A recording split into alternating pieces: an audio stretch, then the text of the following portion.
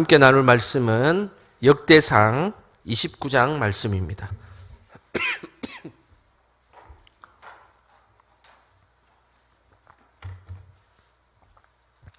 역대상 29장 10절에서 19절까지 말씀입니다.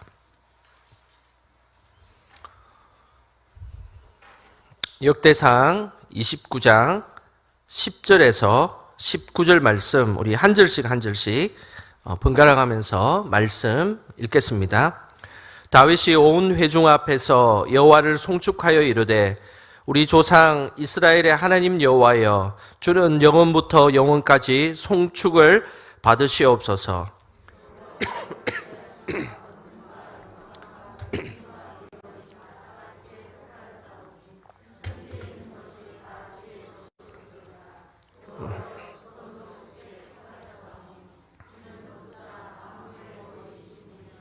부와 귀가 주께로 말미암고 또 주는 만물의 주제가 되사 손에 권세와 능력이 있사오니 모든 사람을 크게 하심과 강하게 하심이 주의 손에 있나이다.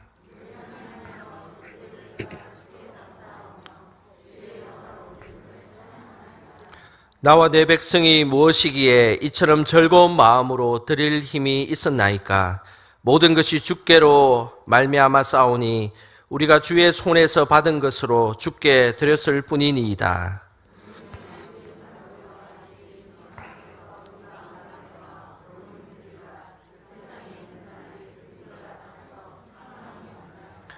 우리 하나님 여호와여, 우리가 주의 거룩한 이름을 위하여 성전을 건축하려고 미리 저축한 이 모든 물건이 다 주의 손에서 왔사오니 다 주의 것이니이다.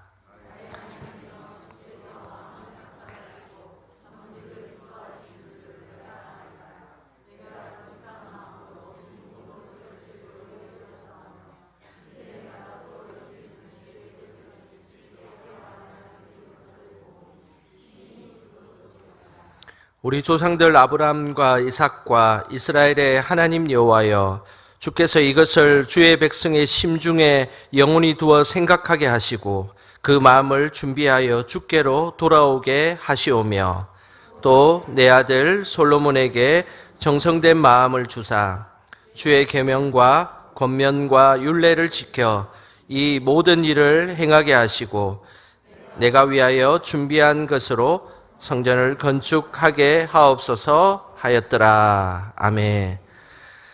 이 시간 우리 옆 사람에게 이렇게 인사했으면 좋겠습니다. 이 시간은 정말 소중한 시간입니다. 이렇게 인사 한번 하겠습니다. 이 시간 정말 소중한 시간이지 않습니까?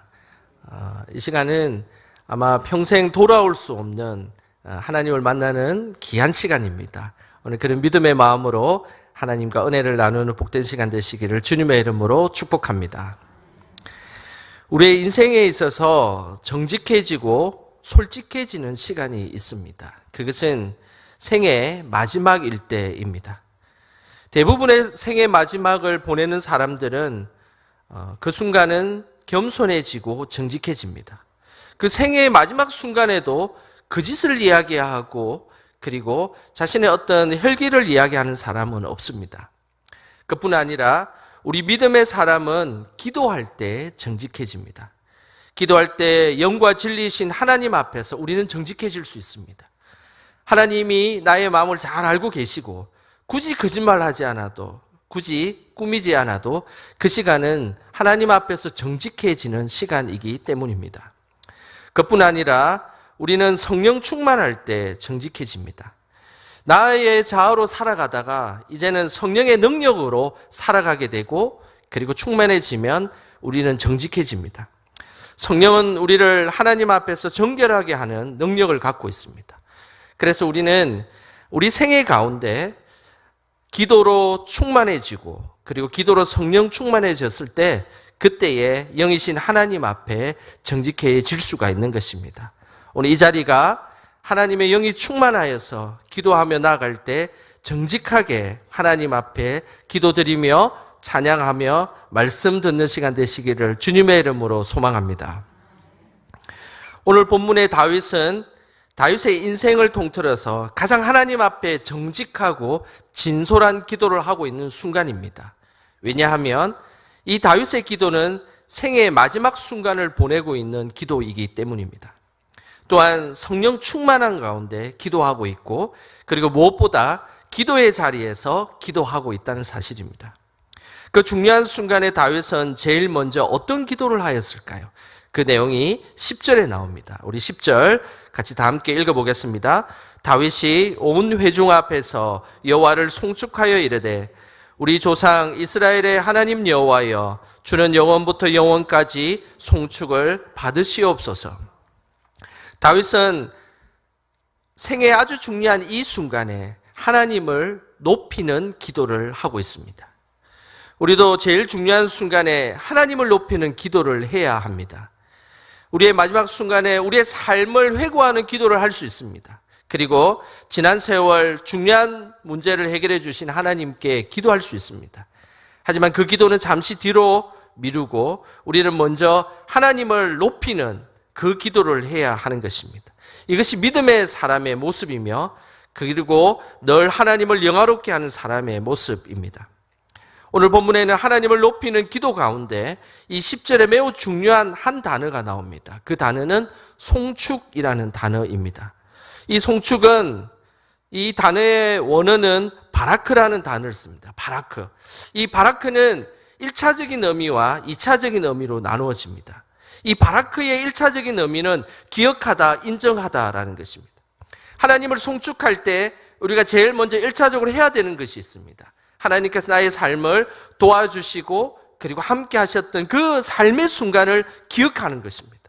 그리고 매 순간 하나님의 은혜가 아니었으면 내가 이 송축의 자리에 올 수 없었음을 그 자리에서 인정하는 것입니다.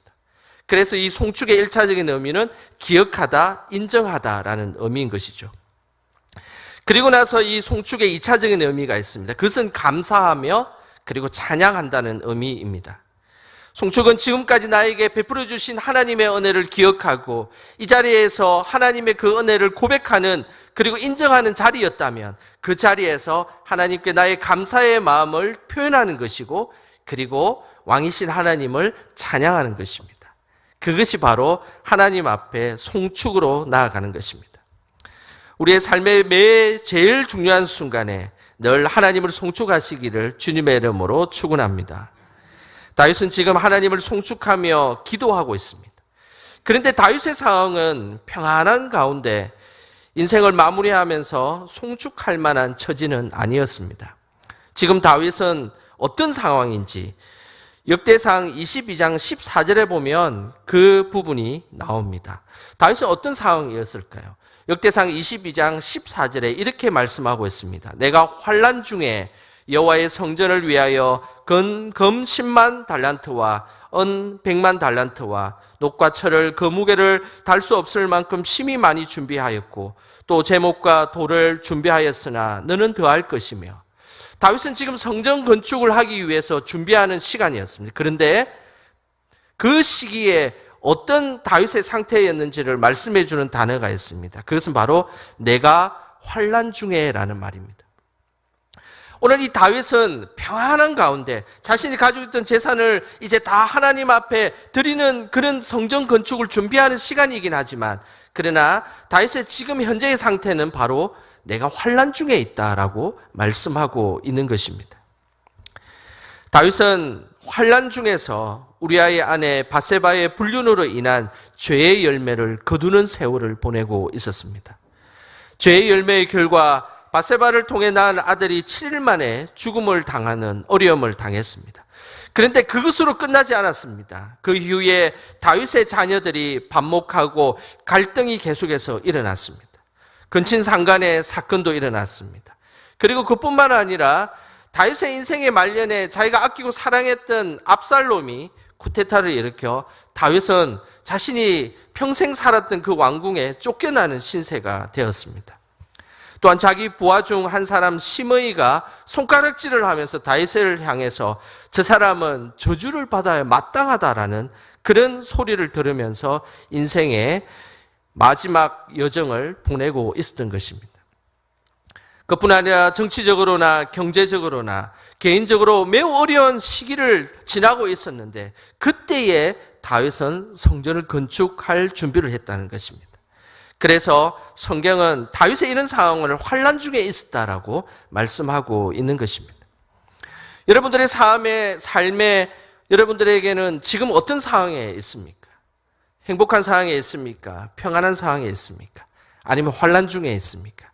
오늘 다윗은 평안한 것처럼 보이기도 하고 누가 봐도 지금 이 시기는 자신의 모든 것을 다 준비하여서 인생을 마무리하는 되게 좋은 시간인 것처럼 보이지만 그러나 성경은 분명하게 환난 중에서 그 일을 진행했다라고 말씀하고 있다는 것입니다.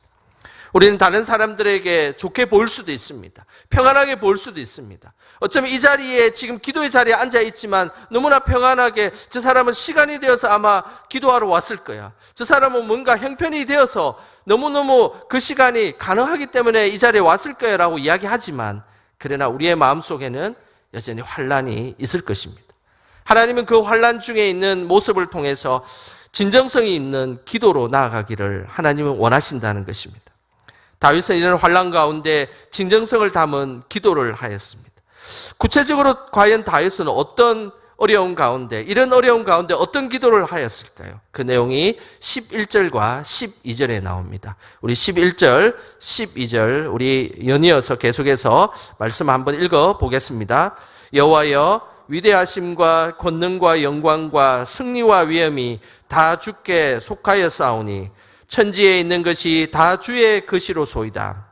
여호와여 주권도 주께 속하였사오니 주는 높으사 만물의 머리이심이니이다.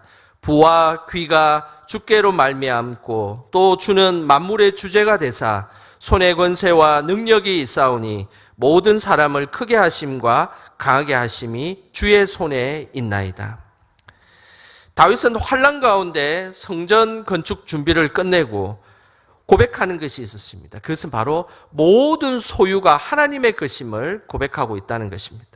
그래서 오늘 이 11절과 12절에 반복되는 단어가 있습니다. 다 주께 속하였사오니 다 주의 것이로소이다. 주께 속하였사오니 그리고 12절 마지막에 주의 손에 있나이다.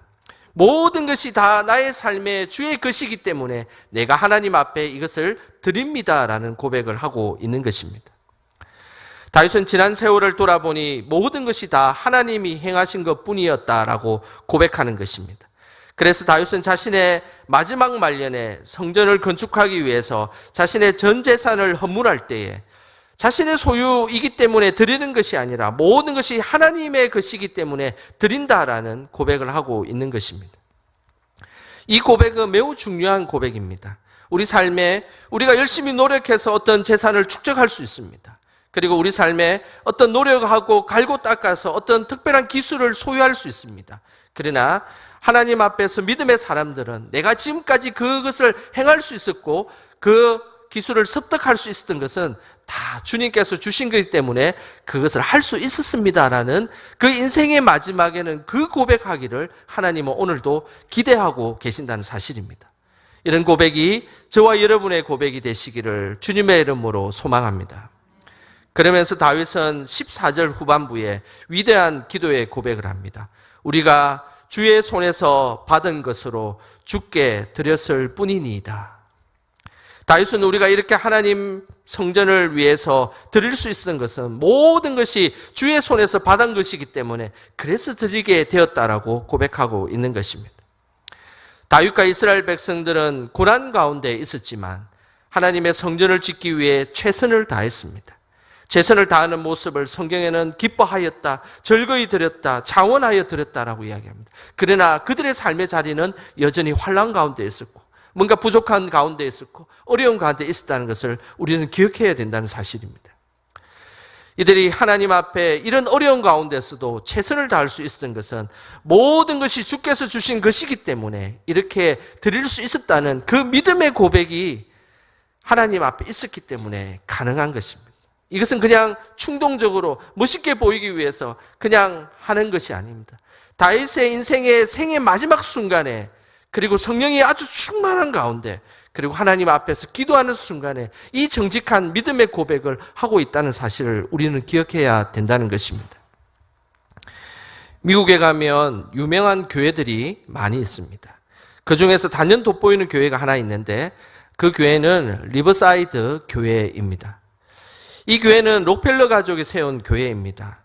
그래서 이 교회는 규모도 어마어마하지만 높이는 미국에서 제일 높은 그런 높이를 자랑하는 아주 거대한 그리고 큰 교회입니다. 내년에 우리 교회에서 비전 트립을 가게 되면 한번 이 교회에 한번 방문했으면 좋겠다라는 생각을 가지고 있습니다. 그림을 한번 보여주시겠습니까? 이게 리버사이드 교회의 바깥에서 사진을 찍은 겁니다. 사진으로 다 못 담아가지고 아마 일부는 이렇게 다 나오지를 못한 그런 건물입니다. 리버사이드 교회 내부도 궁금하지 않습니까? 내부는 이렇게 되어 있습니다. 이것도 뭐 사진으로 다 담을 수가 없어서 일부 부분만 이렇게 보이고 있는 것입니다. 미국을 대표하는 교회이기도 합니다. 이 교회는 록펠러 가족이 하나님께 헌신해서 지은 교회입니다. 다른 사람들은 록펠러가 세계적으로 어마어마한 부자이니까 당연히 뭐 저 정도 교회는 지을 수 있지 않겠냐라고 이야기를 합니다. 하지만 모두가 돈이 많다고 그 돈을 하나님께 쓰지는 않습니다. 돈이 많을수록 그만큼 돈을 쓸 때가 더 많다는 사실입니다. 그래서 우리가 인생을 두고 잘 알고 있는 것입니다. 내가 돈을 이만큼 많이 벌면 내가 하나님 앞에 헌신해야지라고 이야기하지만 막상 그만큼 돈을 벌게 되면 또 더 많이 쓰게 되는 일들이 생기지 않습니까? 리버사이드 교회가 봉헌되는 날 록펠러는 매우 단순한 말만 했습니다. 사람들이 도대체 이 록펠러가 무슨 이야기를 할까? 집중해서 듣는 순간 록펠러는 아주 단순한 말 한마디를 하였습니다. 그것은 주께 받은 것 주께 드렸을 뿐입니다. 라는 고백입니다. 록펠러는 모두가 듣는 곳에서 주께 받은 것 주께 드렸을 뿐입니다. 대단하게 생각하지 마시길 바랍니다. 라고 고백했다는 사실입니다. 우리도 생애 마지막 날에 하나님 나라 가는 그날에 모든 것을 주께 받았고 내가 이렇게 살았고 이렇게 헌신한 것이 다 주님께서 주셨기 때문에 이렇게 헌신했다라는 고백이 저와 여러분의 고백이 되시기를 주님의 이름으로 소망합니다. 다윗은 환난 가운데 진정성을 담은 기도를 하면서 두 번째 깨달은 것이 있었습니다. 그것은 15절에 나와 있습니다. 우리 15절 말씀 같이 함께 읽겠습니다. 우리는 우리 조상들과 같이 주님 앞에서 이방 나그네와 거류민들이라 세상에 있는 날이 그림자 같아서 희망이 없나이다. 다윗은 인간의 순간성을 깨닫는 그런 기도를 했습니다. 인간이 영원할 것 같고 그리고 평생 그 일들을 하면서 그냥 지낼 수 있을 거라 생각했지만 그러나 인간은 영원하지 않고 그림자와 같다라고 기도로 고백하고 있다는 사실입니다. 우리는 이방의 나그네와 거류민이라고 고백하고 있는 것입니다. 우리는 무한한 존재로 이 땅을 살아가는 것이 아니라 우리는 유한한 존재로 이 땅을 살아가고 있음을 말씀하고 있습니다. 그래서 세상에 있는 날이 꼭 그림자와 같이 금방 없어지는 것 같다라고 고백하고 있는 것입니다. 우리 성도님들의 인생을 잘 뒤로 한번 돌아보시길 바랍니다. 왠지 가까운 곳에 과거에 나의 인생이 잡힐 것 같지 않습니까? 그날 그런 일이 있었는데 그냥 내가 왜 이렇게 되었을까? 그리고 가끔씩 여러분들의 사진을 보지 않습니까? 저 사진은 분명히 나를 찍은 건데 왜 내가 이렇게 늙었을까? 이제 나는 그 사진 이제 안 찍었으면 좋겠다. 이런 생각이 들지 않습니까? 그렇습니다. 우리 인생은 영원한 것 같고 그리고 계속 지속될 것 같지만 그러나 우리의 인생은 덧없이 어느 순간에 하나님 앞에 가는 인생임을 고백해야 된다는 것입니다.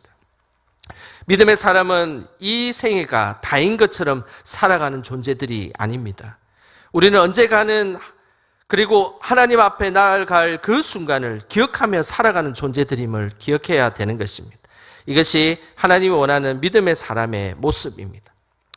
저도 장례를 치르거나 갔다 올 때 느끼는 것이 있습니다. 그것은 내가 이렇게 바둥바둥 살아가고 바쁘게 살아가지만 지금 하고 있는 이 일이 내가 죽음의 순간에 정말 가치 있는 일일까라는 생각을 해볼 때가 많습니다. 이번 주도 월요일에 산청에 갔다 오면서 이 생각을 해보았습니다.